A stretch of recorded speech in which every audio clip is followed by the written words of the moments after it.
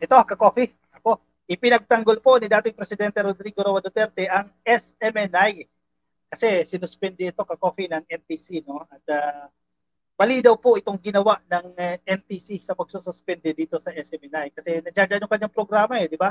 Yung gikan sa masa nandiyan po yan. Matagal na po itong pagsuspende pero nang isang araw lang ito naglabas ng ng statement si PRRD.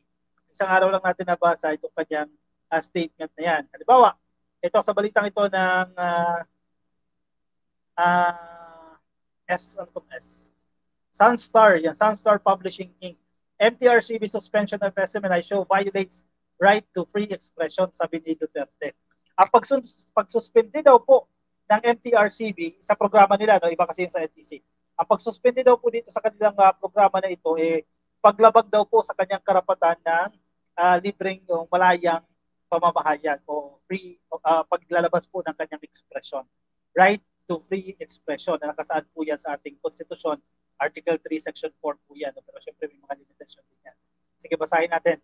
Former President Rodrigo Duterte slammed the Movie and Television Review and Classification Board for suspending his weekly program, calling it a violation of his right to free expression. Di ba pa yung sa NTC ha? MTRCB pa lang itong coffee, I stand corrected. Sabi ko kanina. Paglabag daw po yan sa kanyang karapatang magpahayag. MTRCB imposed on Tuesday, December a 14-day preventive suspension order on 2 programs ng Sunshine Media Network International.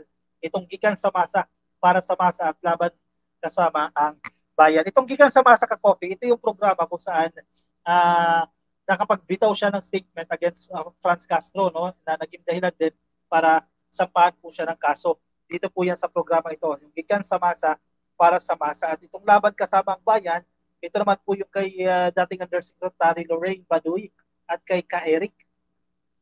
Hosted po ni Duterte at kasama niya po si Pastor Apollo Kibuloy, itong gikan sa masa at si Lorraine Baduy naman po at si Ka Eric para sa isa pang programa na nasuspended ng NTRCB. In a report from SMNI News, Duterte said, 1. You have to be in gross violation of my constitutional right to free expression. Ay, grabe ha.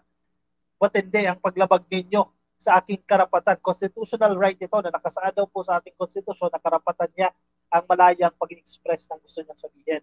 Pangalawa, of course, is the outfit I'm using is a platform for violation for press freedom. Dalawa yan ka-copy, no? Parang ginawa nitong MTRCB na to, binayolate itong kanyang right to free expression at ang karapatan din po ng platform na yan, ng SMNI na yan for press freedom. Pero sinasabi nga sa Kongreso, hindi yan yung usapin niyan, kundi ang pagpapakalat ng fake news, mga verified data na kanila ipinalalabas at ang isa pang kaso na isa pa rin kay PRRD at na nilabas niya dyan sa program na yan ay ang pagbabanta sa buhay ni Franz Castro. In my view, the suppression of your right to exercise this freedom cannot be subject to preliminary or permanent status. That shouldn't be allowed. The right to free expression is absolute to me.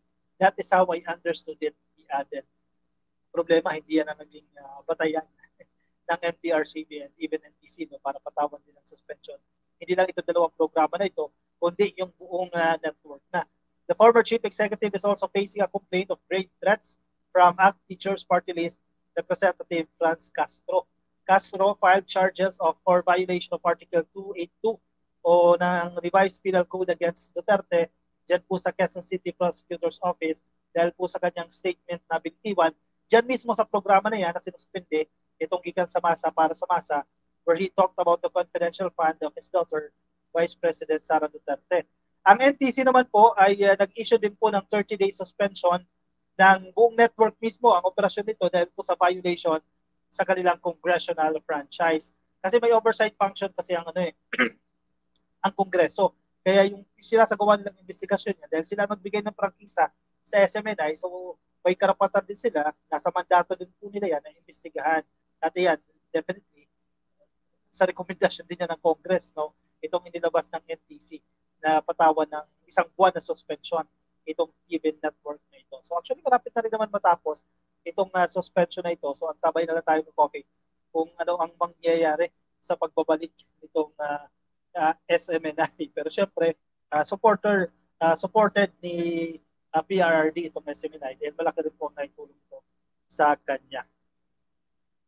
Danny M. Acosta, oy, sos idol, samantalang nung Pangulo siya, nung ginawa niya sa ABS-CBN, dinikdik niya ng gusto para mapasara. Yun pala para mapasikat niya yung SMNI. Tapos ngayon, nagpuputok siya dahil nasuspende ang program niya. Danny M. Diba yun? Ano, double standard ba tawag dyan? Naglabasan ng mga politicians na pro-China. Isa na yan si Harry Mao. Sabi ni Neil Dagalvez. Vanderleaf, Kapalungan, no? Baliwala ang operational power ni FARD. Influencer na lang siya.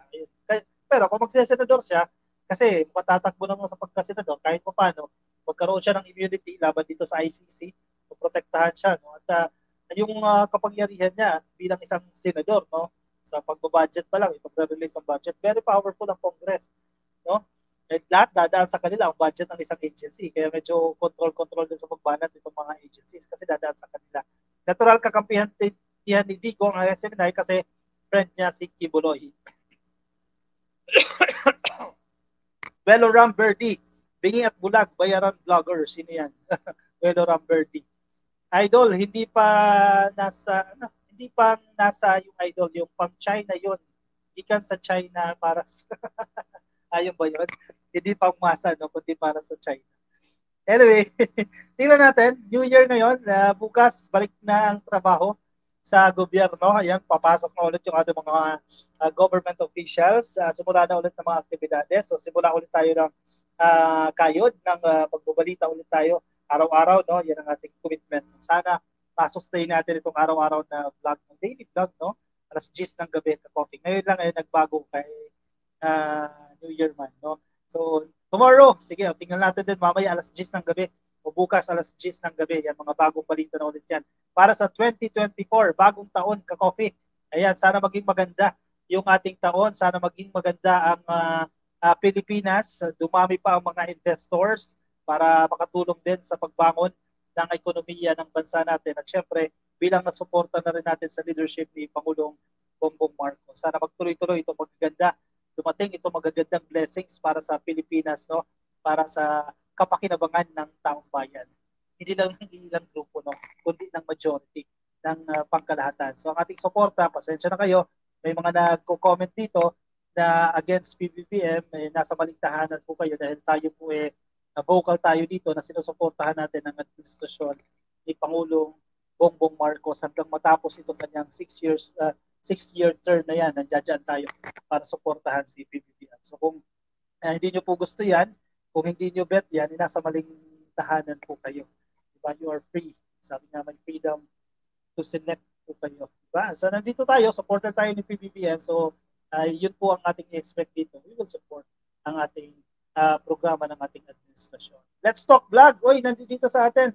Nakatutok sa atin. Happy New Year, ka-coffee. Let's Talk Vlogs. Kumusta ka na ba? Happy New Year din po sa inyo. Teresa Katakutan, Happy New Year din po. Pumasok mga alagad ni Hitad, sabi ni Biktima, 147. Oh my, nandito sa atin Nagbo-monitor sa atin, nagbababantay. Pero pasensya na kayo, Kobe. Isa tayo sa direksyon Yun ang direksyon natin. No? Direksyon ni PBBM na tayo nakatutok. Alright, sige. Ako'y magpapaalam na muna sa inyo, ka-coffee, ha? Maraming salamat sa pagsama sa akin sa Facebook, nakikinig sa atin. Happy viewing po sa inyo kay Amelia Lee Kaunka, shoutout po sa inyo, at kay Mario Barton, kay Pina Ding de Torres, kay Ricardo Agbuis. Happy viewing din po kay Ernesto Bustamante. Shoutout po sa inyong lahat at happy New Year po sa lahat ng ka-coffee natin na nakatutok na nakikinig po sa atin. Alright, ako magpapaalam na sa inyo. Kita-kits ulit tayo. Tingnan natin mamaya kung 10 o'clock no, ng gabi. At tomorrow, sure yan, 10 p.m. No? Alright, paalam po sa inyo. Bye-bye. Happy New Year everyone.